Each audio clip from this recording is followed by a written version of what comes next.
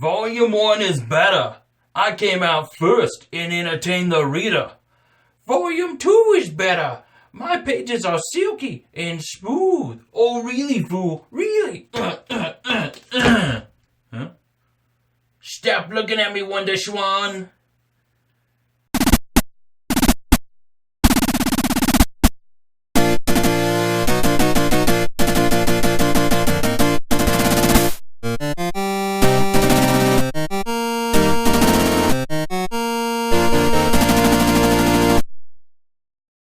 Alright, so here we have the SNES Omnibus Volume 2 by Brett Weiss.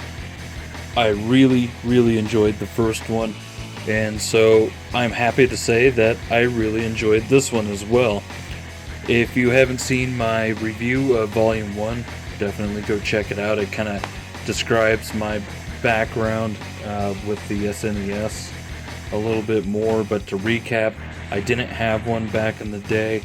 I was a Sega Genesis kind of guy, and so books like this are really cool because I can actually go through them and, you know, see all the different games without having to use like a flash cart to check out the ROMs or, you know, an emulator to go through each game individually to see if I like it or not before I go out and try to find a cartridge.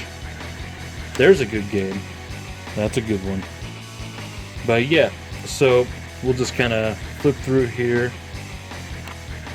Spider-Man, that's cool. Maximum Carnage there, one of my favorites for Genesis. I never got around to having it for the Super Nintendo.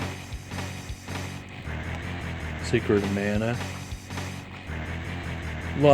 There's lots of good games in here, but also lots of bad games. I stuck the bookmark here because I really like what was said about Raiden, whatever you want to call it. That's cool. I'm glad that it got a couple pages there. It deserves it.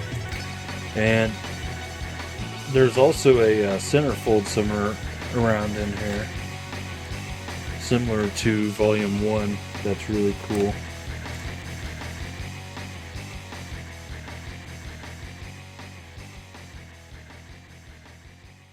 So recently, Brett actually made his own YouTube channel, and I've been really enjoying his content, especially his Ozzy Osbourne video, because that's just so cool. Ozzy is my favorite, Black Sabbath is my favorite, and so, yeah, that is totally rad, man, and I am jealous. I wish I could say that I've met Ozzy Osbourne. I've met a lot of people, but Ozzy is not one of them, sadly. But man, that's so cool. Brett was a teenager in the 80s, so he had more capabilities than I did because I was a kid in the 80s, and so you know, I didn't have a job or any money or a car or anything like that, whereas he did, and so he was able to go and meet Ozzy with his friends and everything, and he actually asked Ozzy if he wanted to play Pac-Man, and I won't spoil what Ozzy says in retort, but I highly suggest that you go to Brett's channel and you check out that Ozzy video and the rest of his content.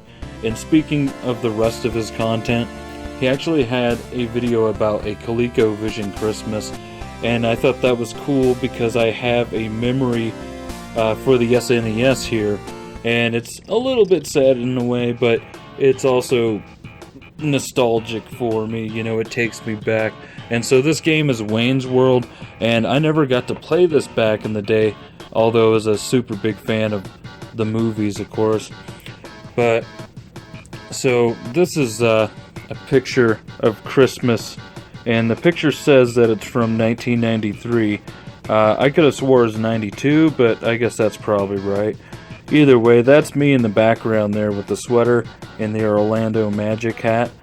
And I just got that sweater from my grandma. My grandma actually made that for me, and I had it for many years. It's a great sweater and everything, and I'm actually talking to my cousin over here.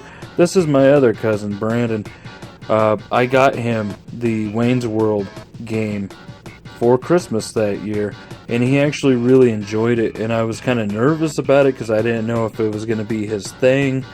And yeah, but it turns out he really liked it. And there's my grandpa and a couple of my other cousins. But yeah, this was at Grandma and Grandpa's house out in the country, a big old farmhouse. And yeah, this was my first Christmas in Ohio. Before that, I lived in Washington, in Yakima, Washington. And yeah, so this was different for me, and it was, you know, exciting spending Christmas with the other half of the family that I never got to see up until then, until now, when this was happening. And unfortunately, Brandon is no longer with us. He was killed in a car accident, sadly. But yeah, you know, it's one of my favorite memories still, and you know, my memory of him lives on through this picture. And it was really cool reading about Wayne's World in this book and taking me back to that time in my life.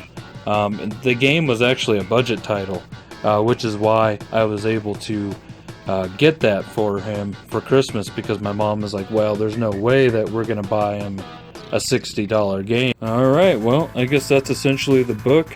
There's a lot of pages. It's a big book.